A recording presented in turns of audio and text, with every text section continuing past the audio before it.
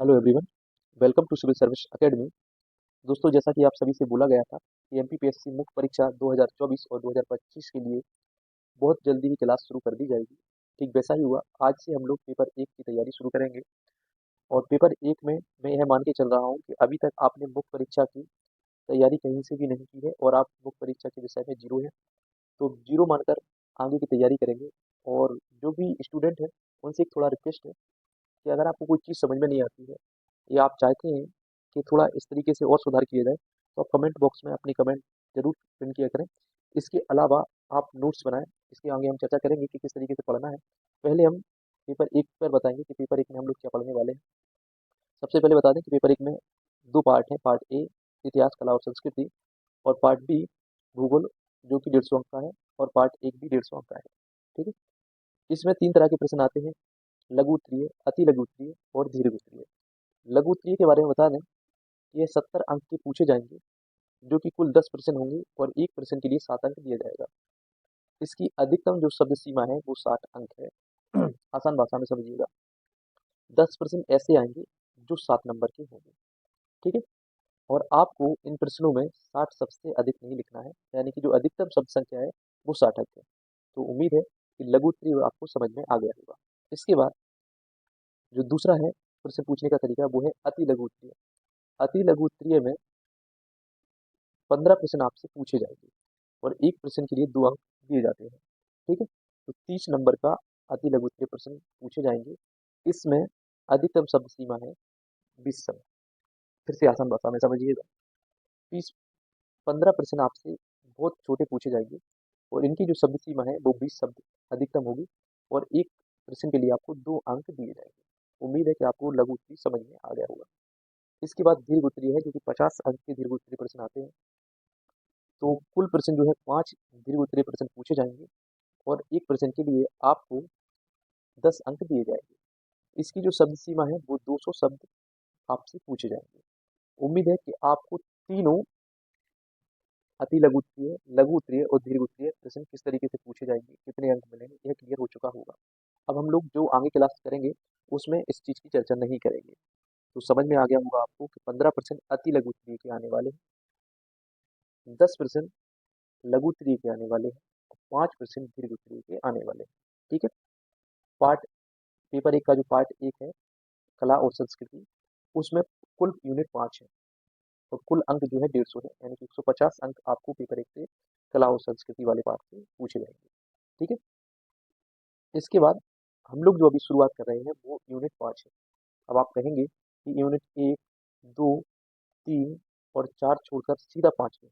उसका रीजन है, ये जो यूनिट है वो मध्य प्रदेश की यूनिट है और इस यूनिट को मैं ऐसा मानता हूँ कि ये सबसे सरल यूनिट है पेपर एक की।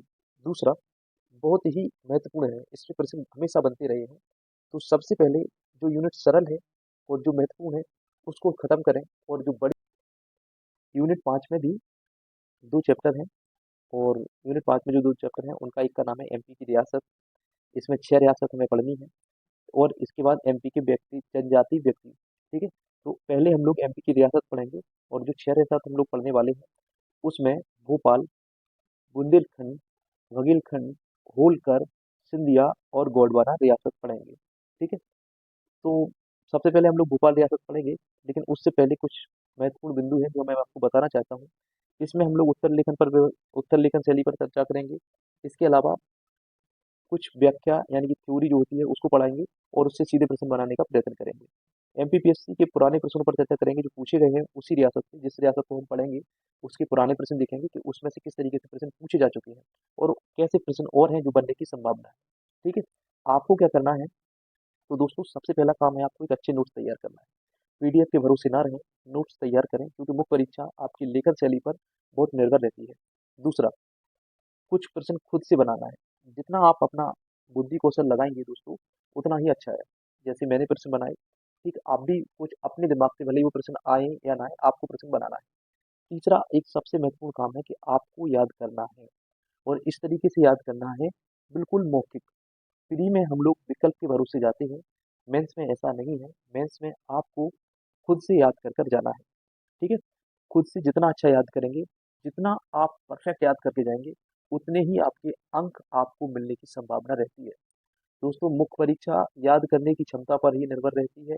बार-बार रिवीजन करें, बार-बार याद करें और हमेशा कोई भी चीज़ इस तरीके से याद करें कि अगर आपसे प्रश्न आपका याद किया हुआ मिला, तो उससे आपके प्रश्न के अंक जो है पूरी तरीके से आपको मिलने चाहिए।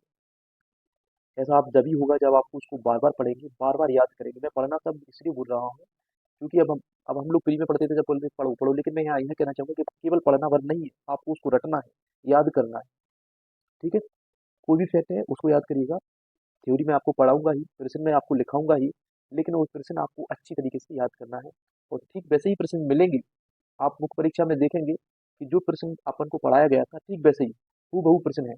आपको लिखने की क्षमता कैसी है, आपकी याद करने की क्षमता कैसी है, ये आपको मुख्य परीक्षा में नंबर देने में जो कॉपी चेक करते हैं मजबूर करें कि यार व्यक्ति ने बिल्कुल परफेक्ट जो चीज़ हम पूछना चाहते थे। कई प्रश्नों की पूछने की व्याख्या यह होती है कि जो परीक्षा में पूछे गए हैं, उसका जो संदर्भ है, वो चाहता है कि आप उस पॉइंट को ज़रूर लिखें और जब आप वह पॉइंट लिख देते हैं, तो उसको तसल्ली मिल जाती है।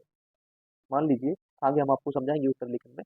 फिलहाल ये आप समझिएगा कि आज से हमारी भोपाल रियासत शुरू हो चुकी है और भोपाल रियासत एक लंबे समय तक चलने वाली है। लंबे समय मतलब ऐसा नहीं है कि 2-3 साल चलेगी। हो सकता है कि 1 या 2 क्लास में हम लोग भोपाल रियासत को पढ़ें। इम्पोर्टेंट है, बहुत प्रश्न यहाँ पे पूछे गए हैं। तो चलिए शुरू करते हैं अपनी भोपाल रियासत। किसी भी तरह का लोड लेने की ज़रूरत नहीं है, आराम से और थोड़ा सरल और थोड़ा समय लगेगा, लेकिन यही याद करते चलेंगे, जिससे आपके प्रश्न बनना और आपको याद होना थोड़ा आसान हो सके। तो चलिए शुरू करते हैं और सबसे पहले भोपाल रियासत का जो स्थापना है, उसकी चर्चा करेंगे। तो भोपाल रियासत के जो संस्थापक है, दोस्त मोहम्मद खान है। यह नाम याद रख लीजिएगा, बहुत ही इम्पोर्टेंट है, प्री के लिहाज से भी और मेंस के लिहाज से भी। तो भोपाल रियासत की जो स्थापना है वो दोस्त मोहम्मद खान ने 1723 में की थी। याद रखिएगा, कहीं कहीं 1724 भी मिलता है। मैंने जो अध्ययन किया है और मेरे हिसाब से 1723 ही सही है। अगर 24 अगर आपको लगता है तो आप अपने स्वविवेक से लिख सकते हैं। तो भोपाल रियासत का संस्थापक आपको समझ में आ गया होगा, दोस्त मोहम्मद खान। यह अफगानिस्तान का निवासी था। अफगानिस्तान में भी यह खैबर नगर का निवासी था। ठीक है। और इसके बाद चर्चा करेंगे दोस्त मोहम्मद खान पर। इंपॉर्टेंट है, आ सकता है। तो यह अफगानिस्तान निवासी था। इसने 1723 में भोपाल रियासत की स्थापना की और इसकी मृत्यु 1726 में हो गई थी। ठीक है। इसने कुछ निर्माण कराया, जैसे कि फतेहगढ़ का किला इसने निर्माण कराया। इसने अपनी बीवी फतेह की याद में 1722 में इसकी नींव रखी और 1726 में यह बनकर तैयार हुआ। 1726 में यह किला बना और 1726 में ही इसकी मृत्यु हो गई थी। ठीक है। इसने ढाई सीढ़ी मस्जिद का भी निर्माण कराया। आगे हम ढाई सीढ़ी मस्जिद को पढ़ेंगे। तो दोस्त मोहम्मद खान आपको उम्मीद है समझ में आ गया होगा। अगर प्रश्न आता है तो आप 3 फैक्ट लिखिएगा, कौन सा क्या क्या। यह अफगानिस्तान का निवासी था।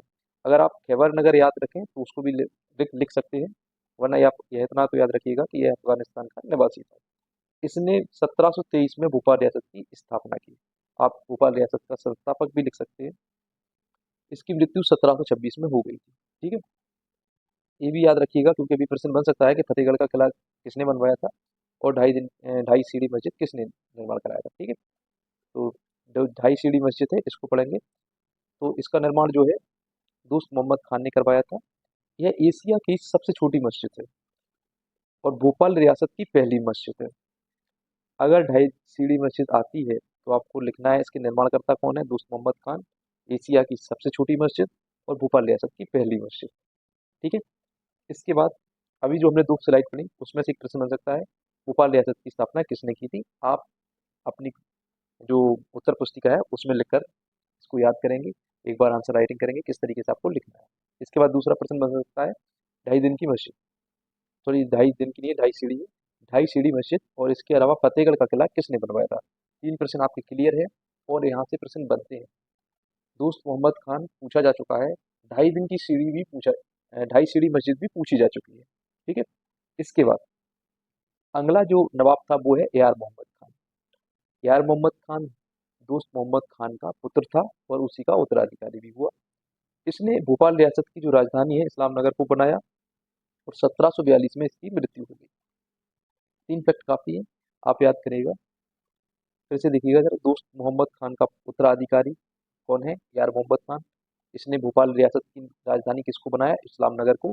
और इसकी मृत्यु 1742 में हो गई थी। इसके बाद अगला जो नवाब हुआ अपना वो है फैज मोहम्मद खान। 1742 में यार मोहम्मद खान की मृत्यु के बाद फैज मोहम्मद खान नवाब बना। यह सूफी नवाब कहा जाता था, इसको सूफी नवाब कहा जाता था। और 1777 में इसकी मृत्यु हो गई।